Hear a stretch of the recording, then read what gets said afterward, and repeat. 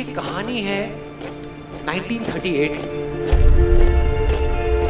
कैरली नाम के एक आदमी की, हंगेरियन आर्मी में, और वो उस कंट्री का बेस्ट पिस्टल शूटर था।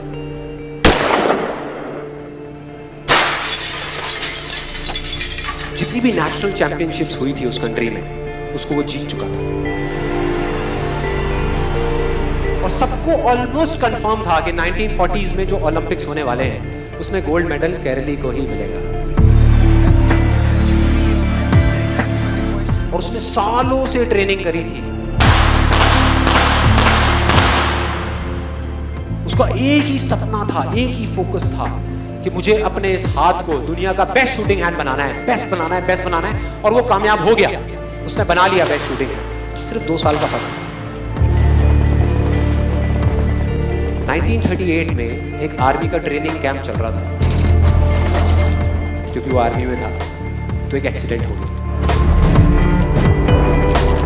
उसके उसी हाथ में जिससे उसने गोल्ड मेडल जीतना था, उसमें एक हैंड ग्रेनेड फट गया और वो हाथ चला गया। जो उसका सपना था, जो फोकस था, सब खत्म।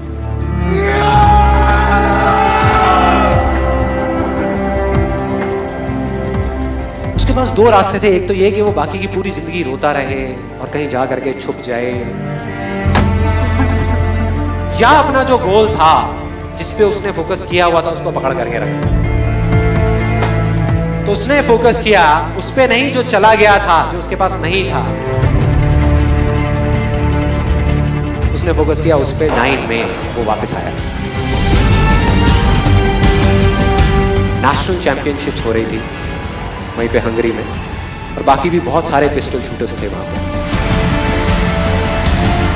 उन्होंने जा करके उसको कांग्रेचुलेट किया, कहा कि यार देखो ये होता है जज्बा, ये होती है स्पोर्ट्समैन स्पिरिट, कि इतना सब कुछ होने के बाद भी तुम यहां पर आए हो हमको देखने के लिए और हमारा हौसला बढ़ाने के लिए।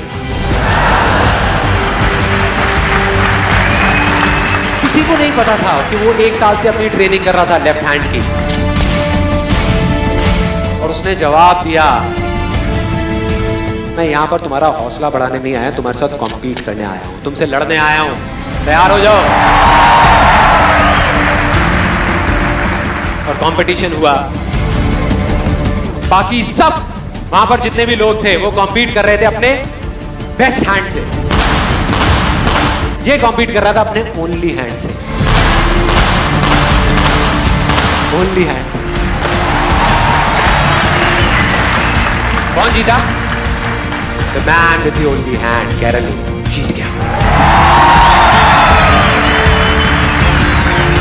लेकिन वो यहां नहीं रुका।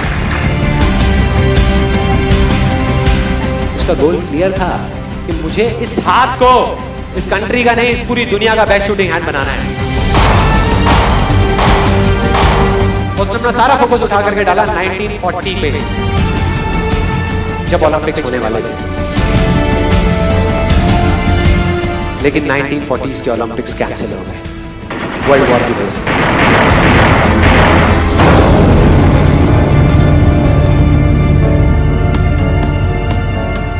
उसने अपना सारा फोकस उठा करके कहां डाल दिया? 1944 में जो ओलंपिक्स होने वाले थे उसके ऊपर।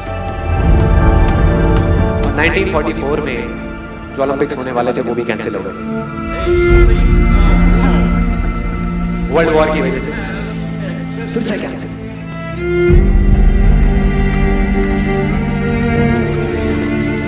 उसने अपना सारा फोकस उठा करके डाल दिया 1948 के ओलंपिक्स में।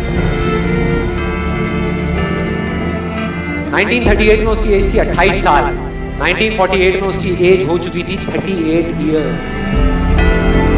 और जो यंगर जो प्लेयर्स आते हैं निकल करके, उनसे कॉम्पीट करना मुश्किल होता चला जाता है। लेकिन मुश्किल नाम का ये वर्ड था ही नहीं उसकी डिक्शनरी में। वो गया, पूरे वर्ल्ड के बेस्ट शूटर्स आए हुए थे जो अपने बेस्ट हैंड से कॉम्पीट कर रहे थे, और ये अपने ओनली हैंड से कॉम्पीट कर रहा था। और कौन जीता? The man with the only hand.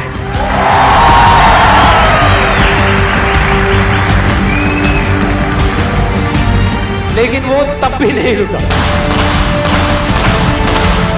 1952 Olympics,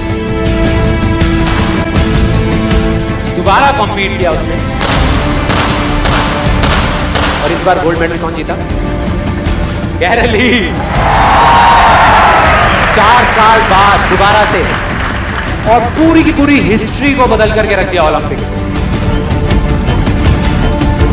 इस पर्टिकुलर कंपटीशन में उससे पहले किसी भी एथलीट ने लगातार 2 गोल्ड मेडल्स नहीं जीते।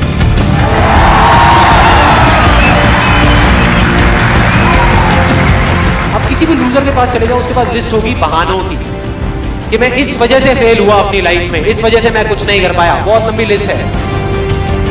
और दूसरी तरफ विनर के पास चले जाओ, उसके पास में 1000 वजह होगी वो ना करने की जो वो करना चाहता है, सिर्फ एक वजह होगी वो करने की जो वो करना चाहता है, और वो कर जाएगा।